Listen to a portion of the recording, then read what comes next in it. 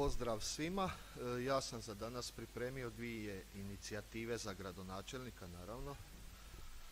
Prva je muzej starog oružja s područja Dalmacije u Zadru. Nedavno sam imao čast upoznati zanimljivu trojku obitelj naših sugrađana, pa bi vam ih samo kratko predstavio prije inicijative. Jedan od njih je gospodin Tomislav Aralica, koji je već 40 godina strastveni kolekcionar starog oružja i militarije i u svojoj kolekciji ima preko 2000 komada vrijednog starog oružja, od kojih najstariji datiraju iz polovice 16. stoljeća. Ujedno piše o temama iz hrvatske vojne povijesti. Izdao je do sada 25 knjiga i publikacija, kao i 100-tinjak članaka na ovu temu. Organizirao je izložbe sablji, mačeva, odora i sličnih predmeta u raznim muzejima od Zagreba, Sesveta, Gornje Stubice, Siska, Šibenika itd. Gospodin Višeslav Aralica je jedan od najboljih ilustratora militarije u Hrvatskoj. Ilustrirao je 4 knjige iz serijala Hrvatski ratnici kroz stoljeća, profesor je povijesti i etnologije.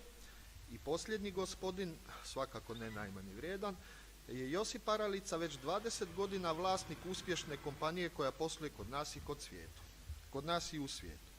Imenovana gospoda imaju inicijalnu ideju da iz kolekcije ove bogate od preko 2000 komada izdvoje 500 do 600 primjeraka starog oružja, najvrijednijih primjeraka starog oružja i militarije s područja Dalmacije, te na području Zadarskog poluotoka postavi stalni muzejski postav. Oni bi popisali, kategorizirali građu, izradili brošure, druge stručne aspekte, te se bavili organizacijom i izvršnim aspektima samog posla.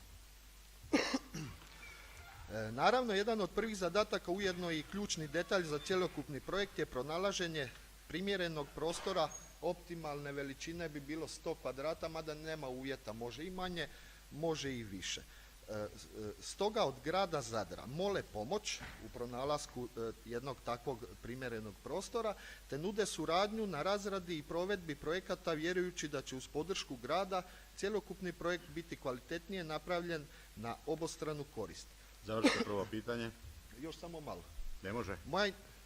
Moja inicijativa ide prema gradonačelniku sa željom da uoči neiscrpan potencijal ovog projekta i da u razumnom vremenu pronađe bar jedan potencijalno primjeren prostor za traženu namjenu, a onda i da ode korak dalje i sa svojim timom dodatno razradi dodatne neograničene potencijale takve jedne priče. Za turizam, za kulturu, čak i za školstvo. To je prva inicijativa. A druga je ljetni boravak. Zahvaljujući gospodinu Vakuli, ljeto nam još nije stiglo, pa imamo vremena za još nekakve sitne radove. Ovako, potrebno je dohraniti plaže, naravno to je već i bilo na ovom vijeću, i osim same dohrane minimalno još da svaka plaža, to je svaki taj javni prostor obalnog pojasa se opremi sa kabinom za presvlačenje. Za sve više od toga za ovu godinu je prekasno. Inače, tuševi bi, gospodine Malta, ometate me, molim vas. Inače, super bi bilo i tuševe za svaku takvu plažu, ali mislim da to se može planirati tek za dogodine. Osim minimalnog uređenja samih plaža, predlažem da se unutar svakog mjesnog odbora grada Zadra s prioritetom na otočnim mjesnim odborima, ne moram naglasiti zašto, uredi minimalno jedno područje kao ljetni dnevni boravak, to jest otvoreni prostor s mnogo sjedećih mjesta, a zaštićen od jakog ljetnog sunca, gdje bi građani koji se ne žele kupati ili iz bilo kojeg razloga ne smiju kupati, to jest boraviti na suncu. Hvala, Baus. Hvala vama.